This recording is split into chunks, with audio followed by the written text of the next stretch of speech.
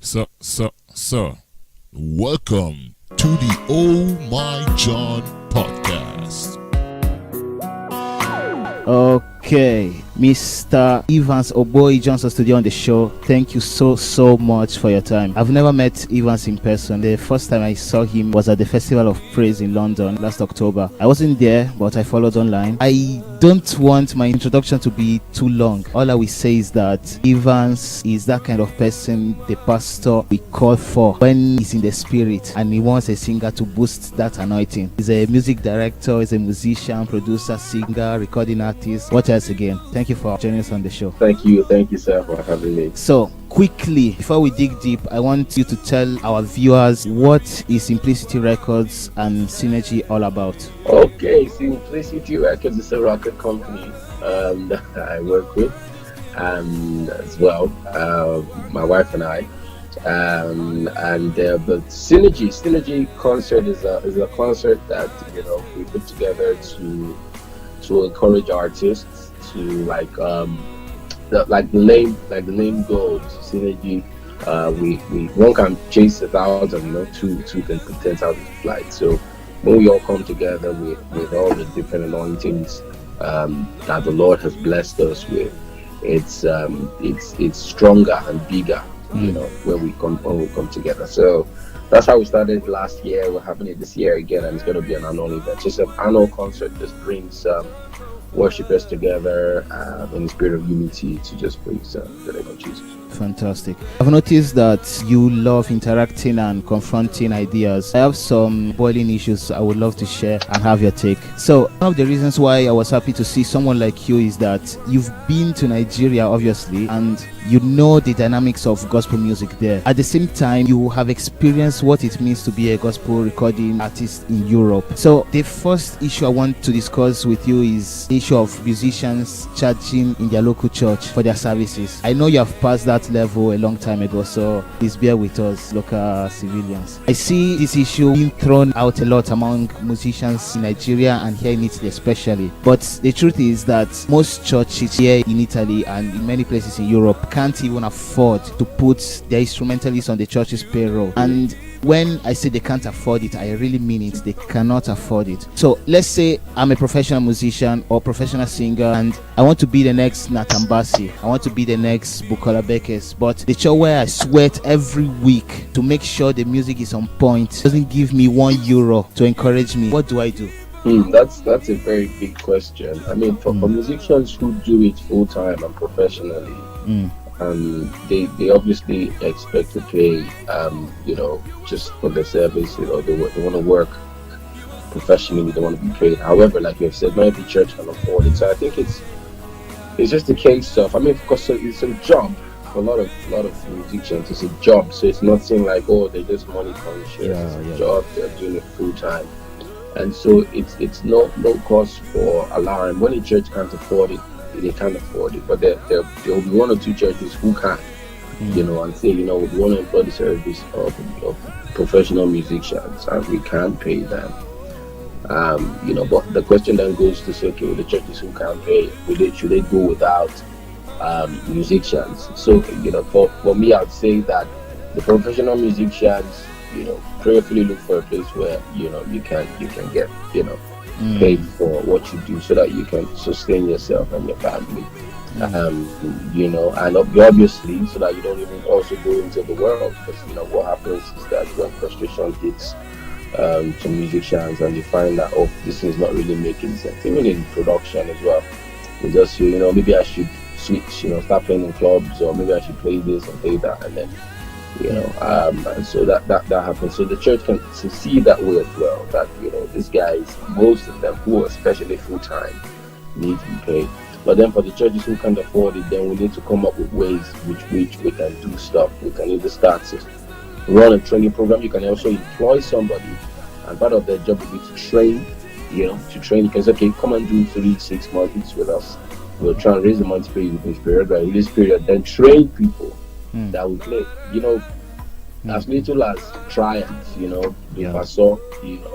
somebody can play that can hold the service, can hold.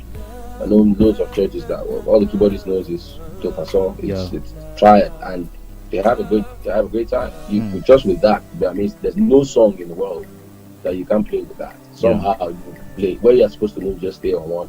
Where you go to four, go to five. So at the end of the day, you can then train somebody who will then begin to grow and sustain the church. But we just need to find a way to balance stuff.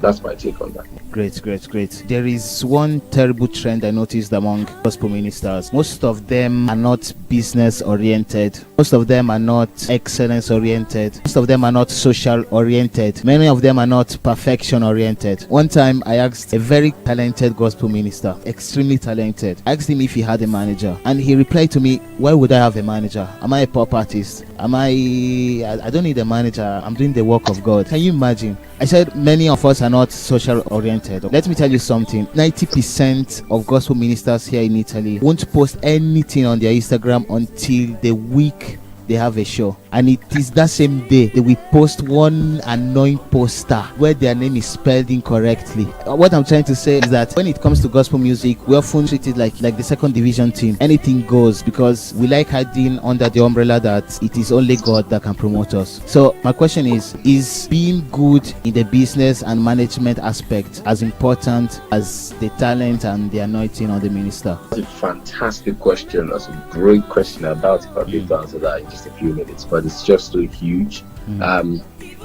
That's just that you just asked is the major problem that loads of people are having. I myself am a gospel artist, so I can relate with this. So I'm full-time as well, and I understand what you're doing. With myself and my wife, we run a music business company, and all that. We understand what branding is, what it takes to promote artists and stuff. And so the issue here is that people run away from my experience. People shy away from calling anything gospel business. Immediately you say business with anything that pertains to gospel, people just feel it's wrong. So the mindset of once you say business like a money making venture. So it's like making profit, making money and all that. So a lot of people, like I'm even talking from the other side now in terms of the audience and the church generally approaches, once you say business, it's like, oh no, these guys are money conscious, and then this is like, no, it's not godly for us to think business in terms of gospel and church. However, like my pastor will say sometimes, you come to church, the have chairs to sit down, money bought the chairs, the electricity is on, money is running that. You have sound systems, money that's running that, and all that. And so if the church members are not giving, and the Bible says that we should give our tithes so that we meet in the house, obviously, so to run all these things, make sure everything is working effectively. There has to be constant, contribution. Now, if you don't look at that, from the gospel artist perspective, the reason why many people shy away from that is, I'm not into this, I'm not into that, I don't promote myself, I don't want to package, I don't want to be doing as if it's secular and all that. It's still that same mindset that we all grew up with of, I don't want to money conscious, it's all about Jesus Christ, no, I don't want to anything, let's just be all about God. And like you're saying, the sad part with that is that you end up not being excellent, because you just end up money to really do what you want to do, even though you're, like you're saying, highly anointed and skilled and graced, but because it's just like the Franklin and Josh Jacobs and those guys, in the right machine, the right machinery, the company, the team, if there's no structure behind what you're doing, you wouldn't really have, I know we can say, no, God that promotes, and now we have examples of people that don't have that, but God move them forward.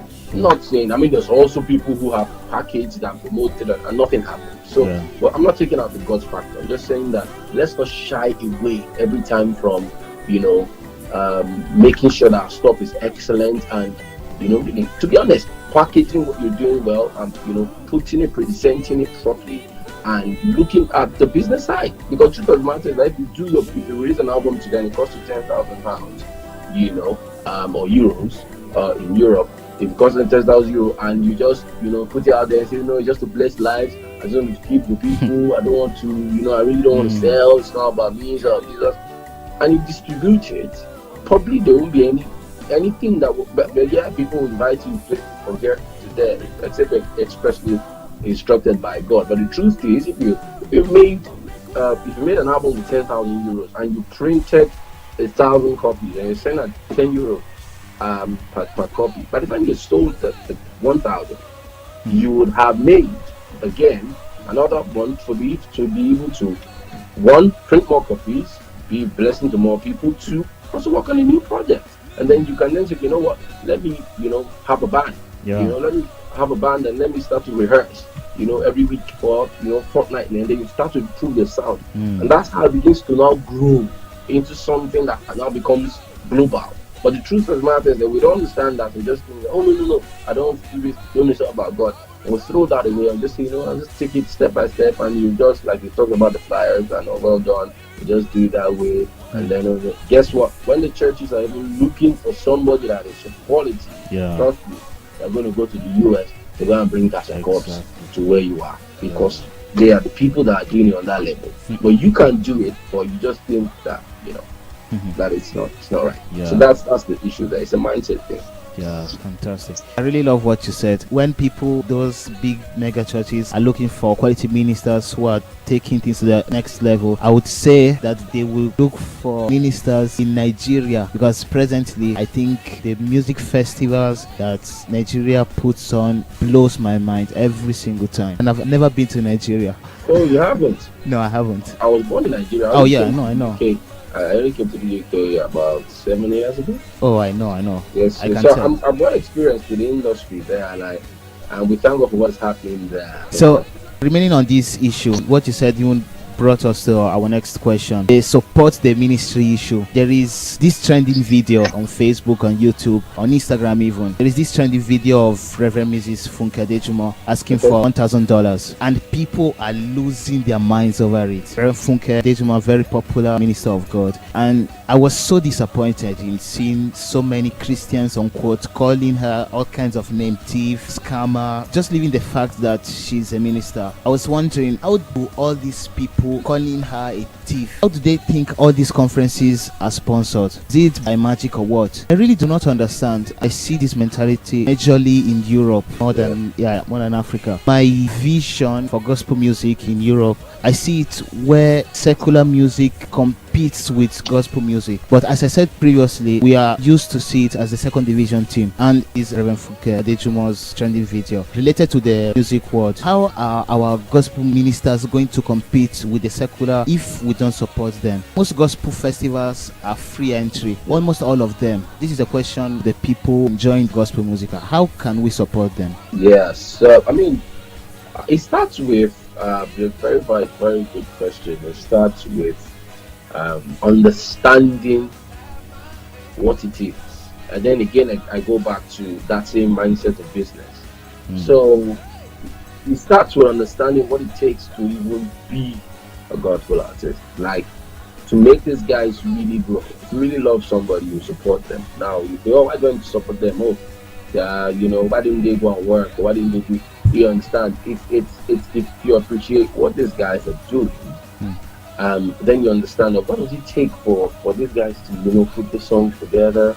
That what it takes to. I like to sometimes bring out figures to get a decent single done. About €1,000. To get a decent music video done for one song, you need at least €3,000. Oh yeah. At least. Talking about 3,000, 5,000, 6,000, 7,000, something decent. Now, these things are done, and many of these people have done, they sponsor these things themselves. I've done singles, some of them have done EPs, albums, and then they've done videos, and then they're now getting to the point of organizing events. What are the ways we can support them? One is that we can begin to buy their music. I know a lot of us don't have that culture of buying music. Yeah. But you can buy the music. Go online, buy the music, or find out where can I get the CD. If you buy 10 CDs, for instance, €100, and you say, what, I'm going to use these 10 CDs to bless 10 families. Now, doing that, you're not just sowing into the life of that artist, you're also spreading the gospel, fun. Two, you'll also be sharing, being a blessing, and then allowing the artist to enter more homes, which creating more, more potential people who go again and sow. So if everybody had that mindset of sowing into what they're doing, regardless of what they do, or one thing will happen, you must have something that can buy. So even if they don't have products that you can buy, you can look for ways that you can, they have an event, go there, bless me, even if it's for free.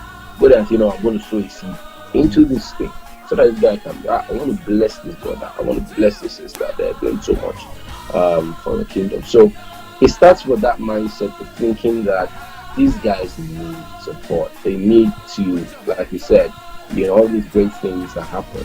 It also comes. I mean, you talk about the stuff happening in Nigeria right now. I love what Funke said, and we're having a prayer meeting in my church now. It's been a 12-day prayer. We're ending tomorrow. I'm going to be there this evening, and one of the things that have come up is that you need the help of God, and then we identify that you need the help of God. For God to help you, God use men. Men are still the hands of God. That's just what things, people He will use here on earth, He will deal with men. All right, and then so I remember the quote by Funke Abidina. She said, "There are no great men anywhere. They're just people that helped. They just helped people." And so I realized that, wow. So I began to now think of all the greats I can remember. I can think of. Think about anybody today that is doing anything significant in the gospel scene. Trust me, they helped. Trust me, there's a team of people that are behind. I know one or two for sure for myself, that there are people that just say, what, this guy is just like me, it's just like ministers. There are people like Rehan Bonki or Kenneth Complant. What do they have? They have partners. These partners are people who will say, what has God said to you, sir? Say, God said I should go to Africa. What will it take to do that conference? It's going to take this. Bam, all of them put them together, bam, and stop. The man start gets it done. The same thing applies to gospel artists. Like if we don't have ministers who don't have that kind of support system, that kind of team, that God has a lot laid on your heart, sir. The Lord said I should do a concert, he said I should do this, bam, what is it gonna cost? So okay, go. So what is the prayer that the work that is called out for the artist, to go back to the Lord who's called to say, send my help out of destiny, send the people that are connected to this ministry, that people that will be able to help me get to the next level. So for us listening, or the listeners, we need to know that it takes a lot, and there's a lot that we can to sow and to prayerfully look for people that you can sow into their life. That when you give, God bless you as well. You look for people that can identify and say, this person, I'm going to support this person, and I can just send them the seed to say, I just want to be a blessing to you. You're doing a great work. Continue doing what you do. You'll be amazed how far that will go. And there are a lot of us that can do that. So it's encouraged that we do that, and that's the only way. Like you have the vision for Europe, for the gospel scene in Europe. That's the only way that things can begin to grow from where it is now. Because there's really a lack of funding and finances to improve the quality of what we're doing. We really need support. I will let you go now. Where can people come and see you next? Yeah, I am. I'm wherever the Lord leads these days. I'm quite a few events, but because I'm based in London, I'm in London. But the next major concert we're having is the Synergy concert. It's going to happen in November. Okay. We're just the 9th of November. We're just in the midst of launching that out now. But that's where. But then most of the things we do as well, we also try and stream live, So make it and all that. But that's like the next major concert we're working on at the moment. Fantastic. Thank you so much, Evans. I appreciate your time. I don't take it for granted. Thank you so much, and all the best. Thank you, sir. Thank you. Keep up the great work.